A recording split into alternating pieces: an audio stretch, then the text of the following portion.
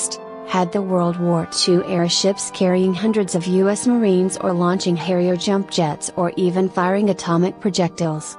Before World War II, planners had assumed that the big gunships would win wars by duking it out with enemy vessels of the same kind. Pearl Harbor and the Battle of Midway dispelled that notion, as the flexibility and long-range striking power of aircraft carriers proved superior to battleships' broadsides. The battle wagons were relegated to a secondary role in the fleet, shelling shore defenses ahead of landings by the Army and Marines. And after the war, the Navy shed most of its heavy cruisers and battleships while retaining its aircraft carriers. The rush to embrace missiles further reduced the influence of the big gun vessels, and the era of the battleship appeared to be over for good. For the U.S. Marine Corps, this was a worrying trend. The seaborne invasion of Incheon during the Korean War showed that the age of amphibious assaults was not yet over. Military planners liked aircraft for their flexibility, but from the Marines' perspective, a ship that could sit off a coastline and bombard it with heavy guns for hours on end was vital. There was a solution. The 4 Iowa-class battleships, in mothballs since World War II, were briefly reactivated during the Korean War to provide gunfire support for UN forces, and retired again after the war was over. For some Navy planners, battleships were back in vogue. There were frequent attempts to return the battle wagons to service.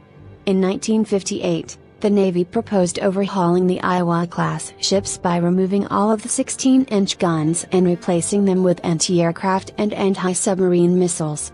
The new guided missile battleships would also carry 4 Regulus II cruise missiles, each of which could flatten a city 1,000 miles distant with a nuclear warhead more than 100 times as powerful as the bomb used on Hiroshima.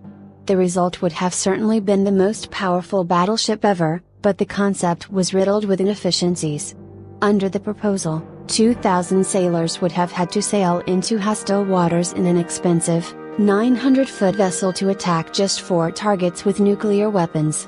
An Air Force bomber could attack as many targets, at a greater range, with fewer than a dozen crew. And at $1.5 billion in today's dollars, the conversion would have been expensive. At the same time, the Navy had put in orders for submarines to carry Polaris ballistic missiles. The proposed missile submarines could attack targets more than twice as far away as the Regulus II armed battleship could, while carrying 4 times as many missiles and spending most of their time underwater avoiding detection. The nuclear battleship concept was dead in the water. In 1961, a new proposal would have utilized the Iowa-class battleships to increase the Navy's troop-carrying capability. The rear turret and its 3 16-inch guns would have been removed. In its place would be a hangar and a flight deck capable of carrying 30 helicopters.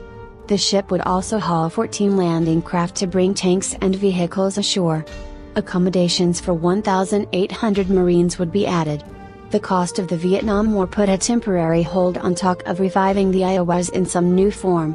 One of the battleships, New Jersey, was briefly reactivated to serve in Vietnam. In the early 1980s, the Reagan administration began an ambitious shipbuilding program. It was decided to yet again bring back the 4 Iowas. In Phase 1, the ships were modernized with the addition of Tomahawk land attack missiles, Harpoon anti-ship missiles and Phalanx defense guns. By the mid-1980s, all 4 had returned to duty. There was a Phase 2 that was never executed, and it was more interesting. This phase again involved removing the rear 16-inch gun turret. In its place would be built an overhanging flight deck and 2 forward-facing ski jumps that would hurl Marine Corps Harrier jump jets into the air.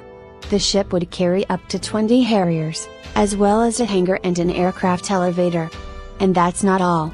Nestled between the 2 ski jumps would be a large field of missile silos, each holding standard anti-aircraft or Tomahawk land attack cruise missiles. The firepower of the battleships, and their destructive range, would have increased substantially. Trading 1 turret for 20 Harrier jets was a pretty good deal. Add the Tomahawks and their ability to strike with precision at 1,000 miles and the improvements looked even better. The resulting warship would have equaled the firepower of a Nimitz-class supercarrier. But as before, the Iowa's inherent inefficiencies worked against them.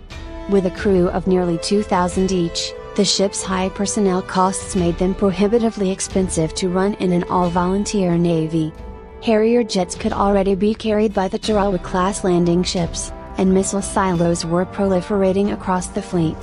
The Navy came to the conclusion that if the country was going to get its money's worth from the 4 battleships, the vessels had to concentrate on their unique abilities, firing massive artillery shells at the enemy. That meant